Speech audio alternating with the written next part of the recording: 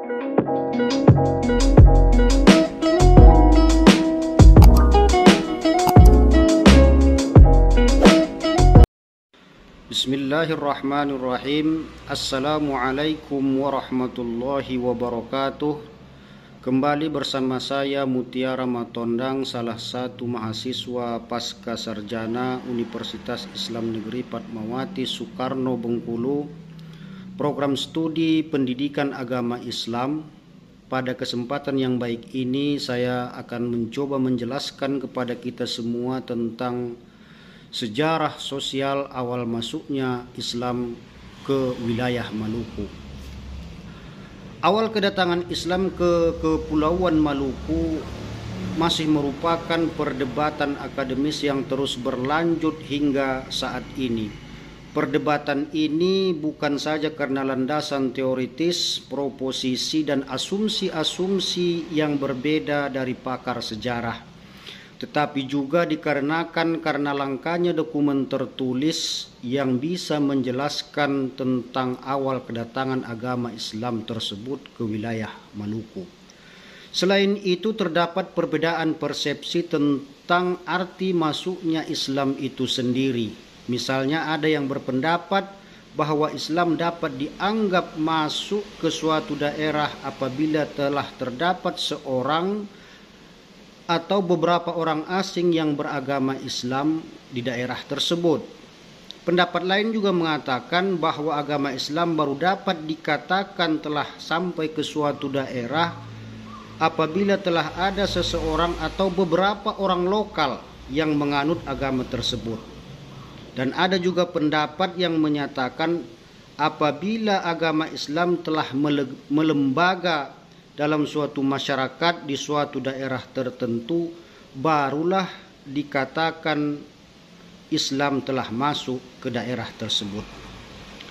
Terlepas dari perbedaan pendapat yang ada dengan segala konsekuensinya, ternyata semua pakar sejarah sepakat bahwa kedatangan Islam ke wilayah Maluku adalah melalui jalur perdagangan laut dan dilakukan dengan cara-cara yang damai.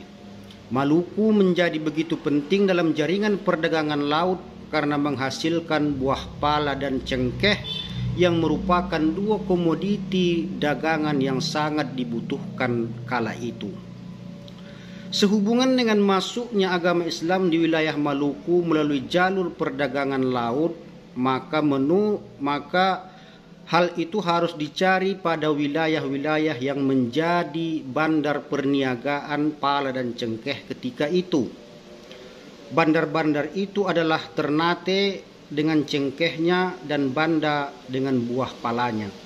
Selain itu perlu dicari pula daerah Jazirah Leihitu Pulau Ambon yang merupakan pelabuhan transit baik ke utara Ternate maupun ke selatan.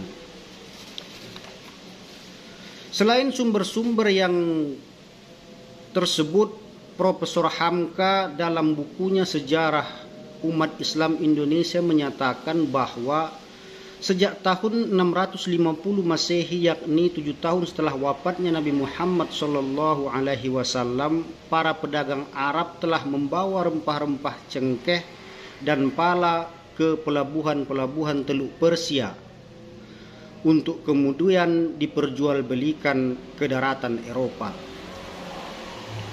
Pada masa itu telah ramai pedagang-pedagang Arab dan Persia yang berlayar menuju Maluku dan Maluku Utara untuk mencari rempah-rempah yang sangat mahal saat itu.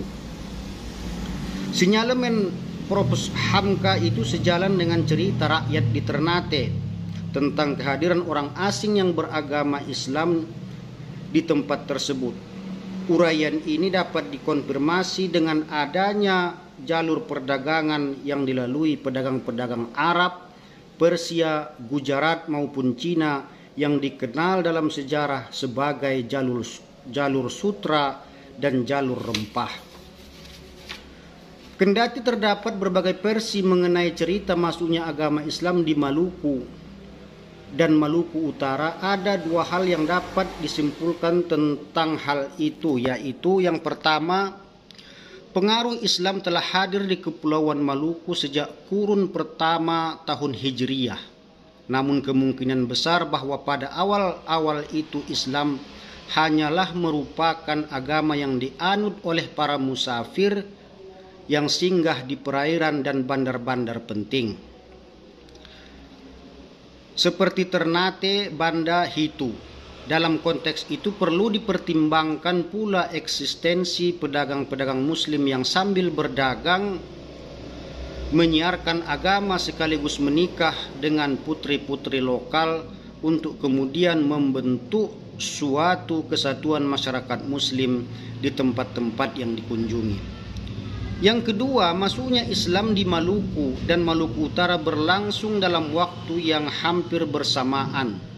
Namun proses perkembangan Islam dalam kehidupan pemerintah baru terwujud puluhan tahun atau mungkin ratusan tahun berikutnya. Perubahan bentuk kolano menjadi kesultanan dan pembentukan pemerintahan konfederasi di Hitu dan Banda yang bercorak Islam dapat terwujud bila mana Islam telah melembaga dalam kehidupan masyarakatnya. Proses pelembagaan itu sudah tentu membutuhkan waktu yang cukup lama. Dalam konteks ini dapat dibenarkan sumber-sumber Portugis yang menyatakan bahwa masyarakat di daerah-daerah yang dikunjungi sudah beragama Islam. Artinya Islam telah melembaga dalam kehidupan masyarakat dan pemerintahannya, bukan sekedar agama yang dianut oleh para musafir dan para pedagang-pedagang asing dari Persia, Arab, dan Gujarat. Demikianlah sejarah singkat tentang awal masuknya Islam di Kepulauan Maluku, yang tentunya masih menjadi bahan bagi kita untuk terus menggali sejauh mana peradaban Islam yang berkembang di Kepulauan Maluku. Demikian, semoga bermanfaat. Wassalamualaikum warahmatullahi wabarakatuh.